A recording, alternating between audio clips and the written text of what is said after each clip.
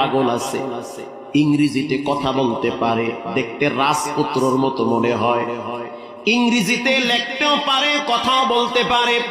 মানুষ যদি তাকে বলে কিছু খাইছো, সে ইংরেজিতে উত্তর দেয়, প্রত্যেকটা কথা সে ইংরেজিতে বলে, অথচ পাগল হয়ে গেছে, ল্যাংটা অবস্থায় বসে থাকে। মানুষ দূর থেকে একটা চিরা কাপড় টাপড় দিয়া সতরটা কোনো মতে ঢেকে দেয়, লজ্জার ব্যাপার। স্থানীয় মানুষগুলা বলে এই যুবকের কপালে মায়ের অভিশাপ লাগছে, মায়ের অভিশাপ এমন ভাবে লাগছে, রব্বুল আলামিন পাগল বানায় দিছে। মায়ের বরদোয়া অ্যাটম বোমের মতো কাজ করে।